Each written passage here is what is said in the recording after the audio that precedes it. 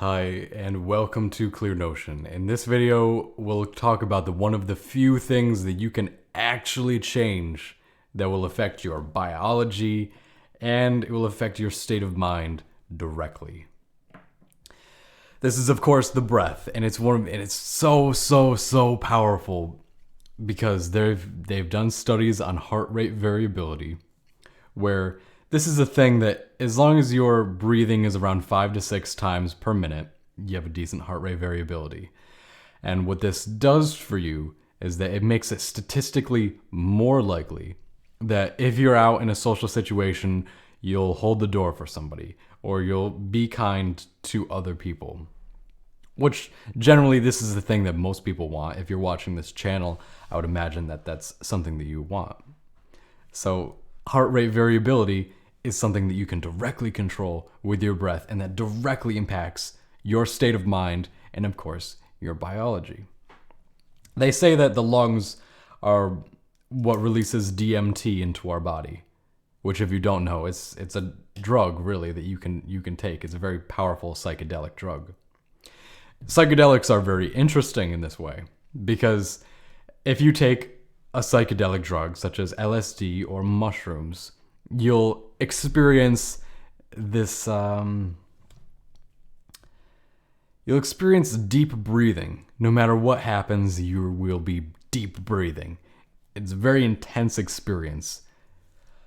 A lot of times people, they tend to run away from their experience. They distract themselves with video games or television or doing a whole bunch of other things and thinking about a bunch of stuff. But if you get right down to it,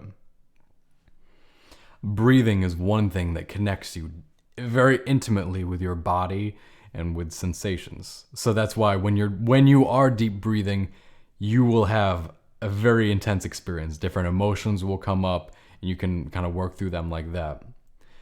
Also, this deep breathing, it's almost shamanic. Like the shamans and stuff used to do this. It brings on intense sensations. Now, if you ever meditated before, or if you're kind of into that awareness work, what you'll find very soon, I would hope, is that it's very easy to get present in your hands, in your feet, in the inside of your mouth, and then you can kind of expand your awareness, your presence from there. But what you'll find is that if you deep breathe very intensely, very deep, and you just keep on doing that for about, I don't know, say 10 minutes, you'll definitely feel something. You'll find that you have this intense tingling sensation, and this sensation can move all throughout the body, and it's almost like a frenetic energy where you just like, whoa. And it's not a bad thing. It actually feels really cool and really awesome. But I'll tell you, it's very different. And when you experience this, it's just proof that your breath can change the chemistry that's going on in your body. If you, I was gonna say if you've ever had sex or masturbated, but I'm sure you probably have.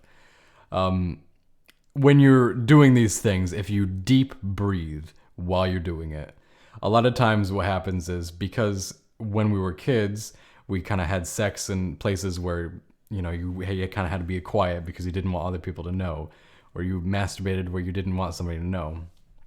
And you learn this habit of holding your breath, of kind of keeping it in, being really quiet. But if you do that, you're limiting your experience. It's actually much more intense and much more just, I don't know, fun to deep breathe when you're doing those kind of things. So another thing is depression. A lot of times people will say that they're depressed, that they have depression, but that's not really the case because depression isn't something that you can have. It's not something that's a part of you. It's something that you do. Depression is a verb. So you partake in depressing yourself.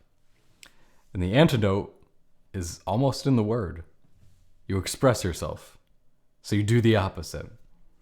You'll find that with people who are depressed, they they're not breathing.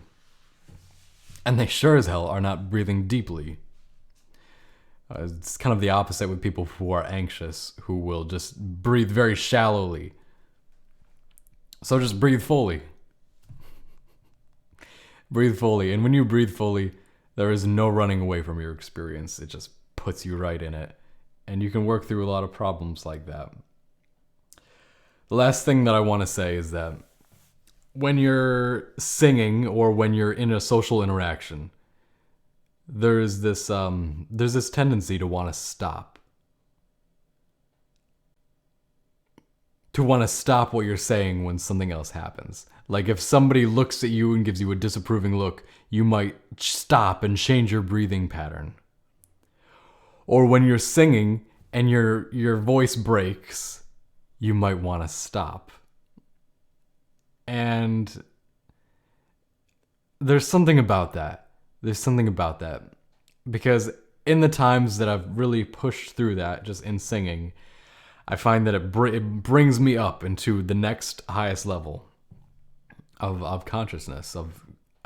I believe it's breaking through fear and it's bringing you into courage. Because you want to stop. You don't want to. It's kind of embarrassing to have your voice sound really, really bad. But if you push through it, if your breath just keeps on going, you're still exhaling, even though it sounds terrible, it moves you up. You actually feels really good. And the same with social interactions. If you're talking to other people, you'll find that people react in many ways, but one of the most basic reactions that people will have is that their breathing rates will change in relation to other people. That's very, very, very deep. So that's all I wanted to leave you with here for today.